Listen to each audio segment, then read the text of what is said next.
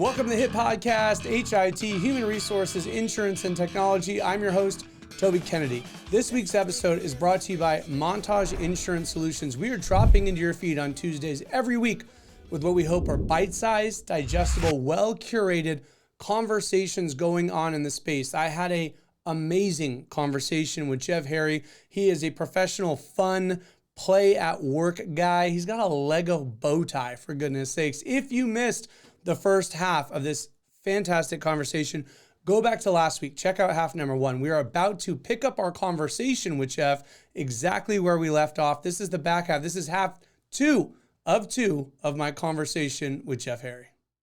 So I almost picture, and I'm not trying to get into the science of it, but I imagine it probably literally even taps into a different part of the brain that, like, so when you talk about bad test takers, for example, or people kind of getting put on the spot or whatever, you can like gum up parts of the brain and no longer be able to access it. And it's just giving you your kind of lizard brain or your fight or flight, or if you can work with people to almost open up parts of the brain that need a little bit of water and sunlight, then that's where some things can kind of flow out of sometimes. Well, let's get into the science, Yeah, right? dude. So there's a guy named the Doctor of Flow. His name's Dr. Csikszentmihalyi. He just passed away a couple of years ago, and he was phenomenal.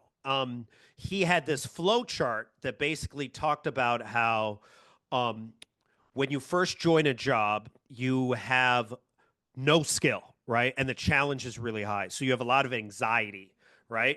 Yeah. So you have a lot of imposter syndrome. You're like, I don't know if I can do this job.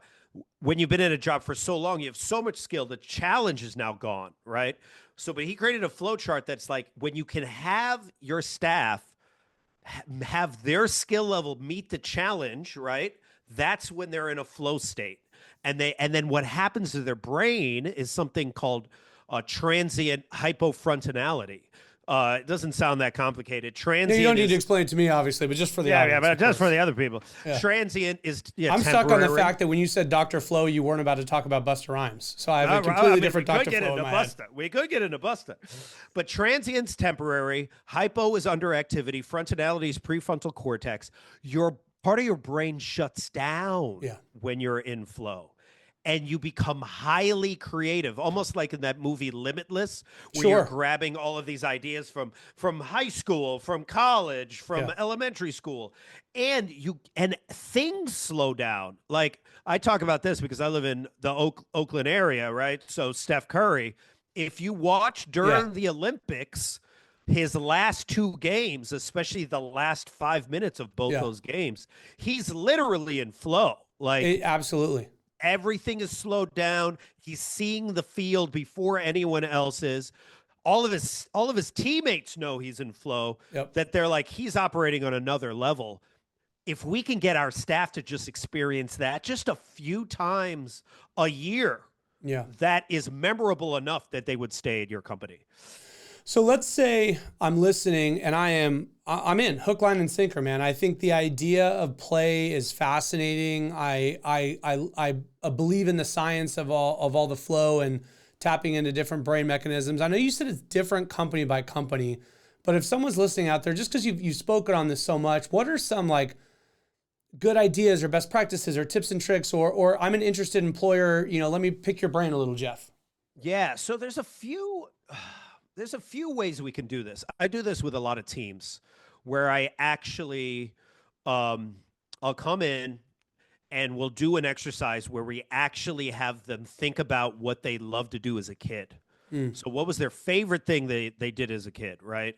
And I'll give an example with me. I used to love combining all my board games together. I'd make this epic board game of like Chutes and Ladders, Candyland, Mousetrap, like all of them, all of it. That's amazing. And I had my sisters play it with me. They hated it, but I loved it.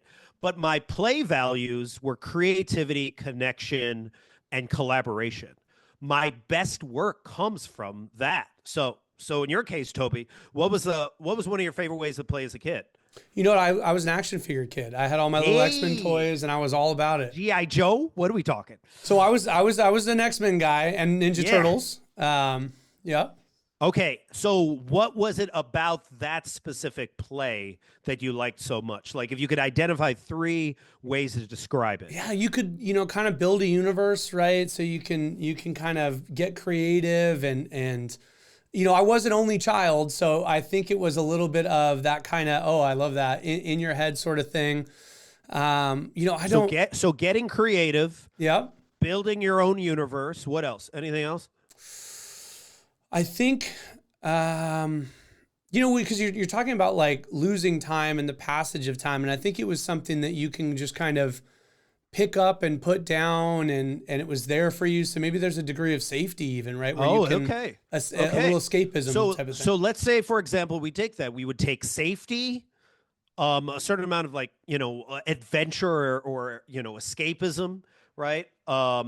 Building your own universe, and then creativity. Yeah. So we take those 4 play values and be like, okay, what work do you do now where that shows up? Does that show up in your podcast, right? I was going to say conversations like this, bro. So this is what we're saying, right? This is your flow work. Yeah. So helping your staff identify their values and then being like, what work are you doing now that matches that? Or what work could you do that taps into adventure, freedom, creativity, all these values. So that's one tangible way.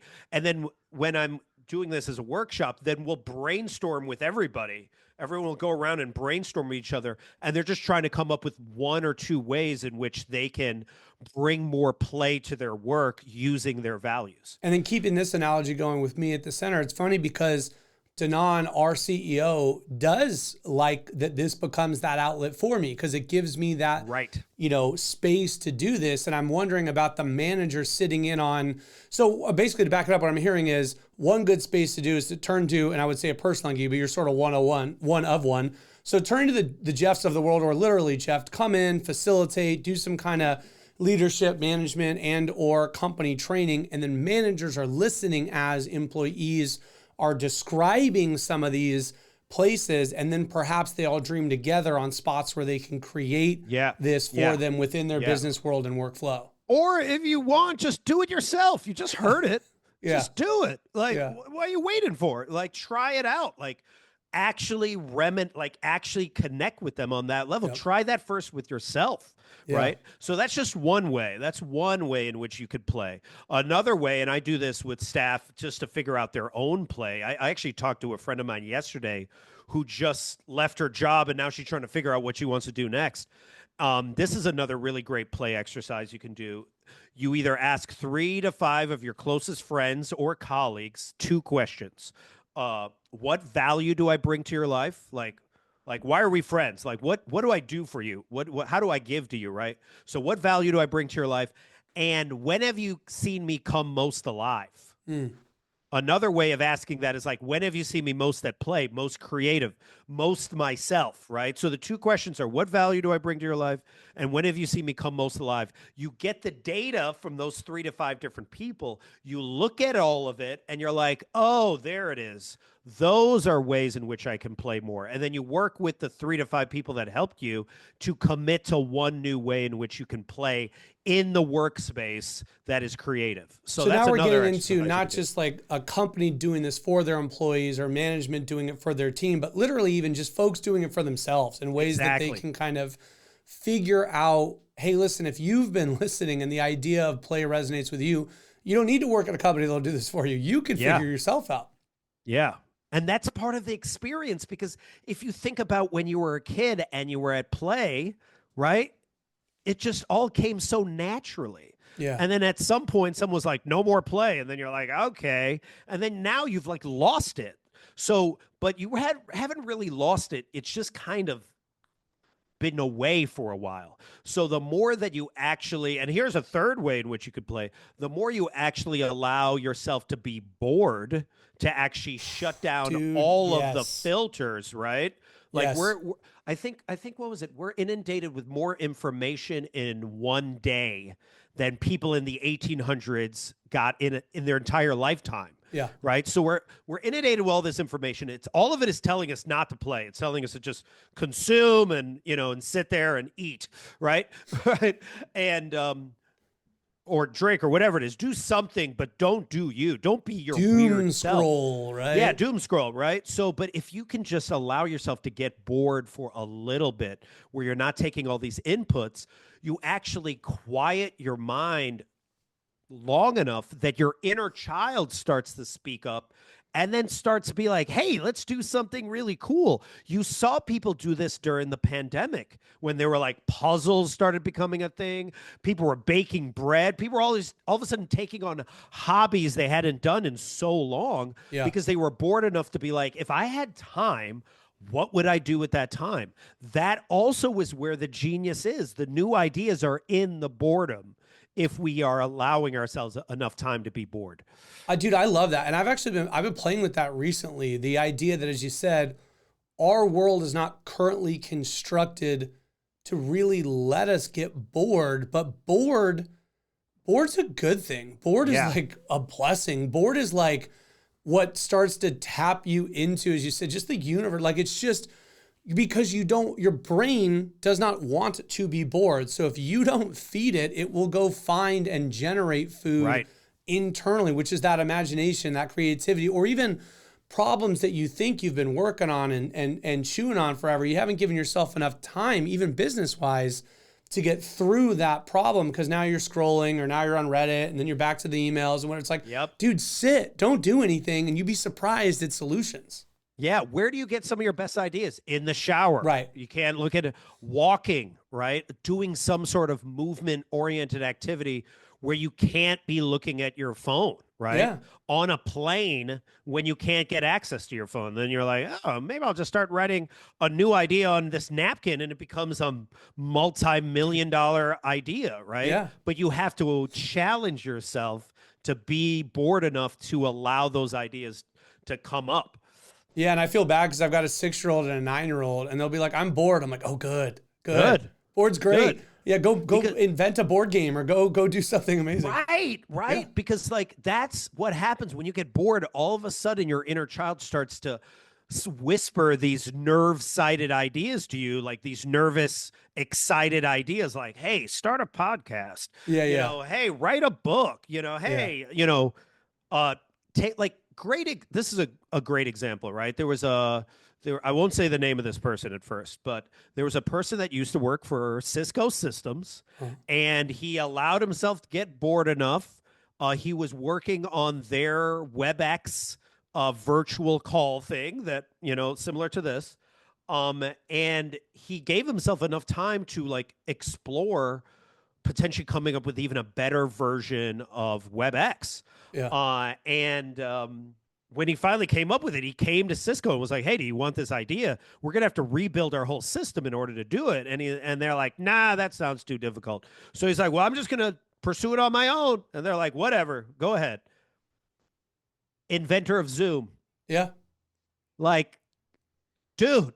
Yeah. What is WebEx? I don't even know where WebEx is anymore. I was joking with someone about Skype the other day. I'm like, how do you have such a head start that Skype was a verb for a while? Yeah, dude. And then we got to a world where we needed video calling and you dropped the bag? And you dropped the ball? Yeah. Right? Like the level of ideas that were lost because people weren't willing to be innovative and play, right? Like Blockbuster had the ability to buy Netflix for $10 million. No, we're just going to keep doing what we've been doing. How many organizations say that all the time? We're just keep doing what we've been doing because it's been working and not playing with anything else.